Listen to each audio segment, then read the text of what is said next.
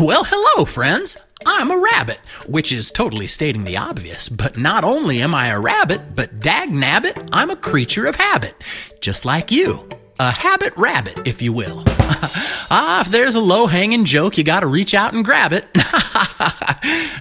Sorry, I'll cool it with the rhyming. Bad habit. To tell you the truth, some of my other habits aren't so good. Tearing up people's lawns, snacking on their rose bushes, non-stop burrowing and breeding. We've all got them. Now imagine for a moment that you have a habit you really want to change. Let's say, for instance, that every afternoon at work you go up to the cafeteria and eat an enormous gourmet chocolate chip cookie. This habit has caused you to gain a little bit of weight. In fact, this habit has caused you to gain exactly 8 pounds, and your wife has started to notice. And when I say you, what I really mean is me, because that's a habit I had that I just couldn't kick, even with these big old thumpers. Hey, rabbits have to work somewhere too, and I get a little tired of just vegetables. Anyhow, to understand why that habit was so powerful and what it would take to change it, I had to learn how habits work. Every habit functions the same way. At first, there's a cue, some type of trigger that makes our behavior happen automatically. There's plenty of research and studies that tell us that a cue can be a whole lot of things.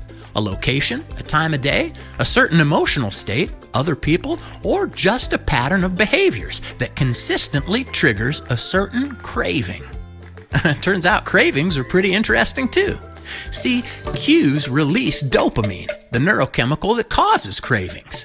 There was an experiment with mice, luckily not rabbits, where scientists got them addicted to cocaine, but then turned off their dopamine, and the mice did nothing to get their cocaine hit. Without dopamine, there's no craving, and without a craving, we don't act. To figure out the cue for my craving, I spent a few days tracking exactly when the urge to eat a cookie hit, and it wasn't too long before I noticed something pretty interesting. My hankering for a cookie always hit me between 3 o'clock and 3:30 in the afternoon. That was my cue. It was a particular time of day.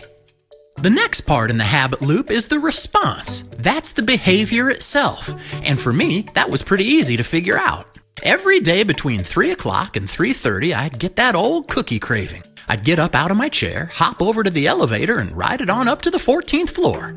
I'd get out, buy a cookie, and then I'd eat it while talking to my colleagues in the cafeteria. Sort of predictable, huh? The last part of the habit loop is the reward. And in some ways, the reward is the most important part because that's why habits exist. So we can get the rewards we want. But rewards can be kind of tricky. To figure out what reward was driving my habit, well, I got downright scientific and did a little experiment. One day when that old cookie urge struck, instead of going up to the cafeteria, I went outside and hopped around the block for a while. The next day I went up to the cafeteria, but instead of buying a cookie, I got myself a carrot cake and ate it at my desk. The day after that, I went up to the cafeteria again, but I didn't buy anything. Instead, I just talked to friends for 10 minutes. Well, you get the idea. But what I was trying to do was test different hypotheses to figure out what reward I was actually craving. I discovered pretty quickly it had nothing to do with cookies. It had to do with socializing. Nowadays, what happens is at about 3:30 in the afternoon, I stand up and take a look around the office. I see a friend, I'll hop on over and we'll chit-chat for 10 minutes, and then I'll hop right back to my desk. My urge to go grab a cookie has completely disappeared. The new behavior has become a habit, and I've lost about 12 pounds as a result. Not bad for a habit rabbit, huh? Habits are awesome. Once a habit has formed, our brain activity reduces, so we have more capacity to focus on other things. Think about it this way. All behavior is to solve a problem, to achieve a gain or relieve a pain. The key is to be conscious and intentional about that.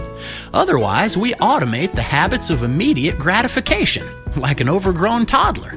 So which habits do you choose to create in your life to achieve your goals? And how will you use the habit loop to help your team achieve the habits in the moment of their choice that will enable them to achieve their goals? What habit do you want to change?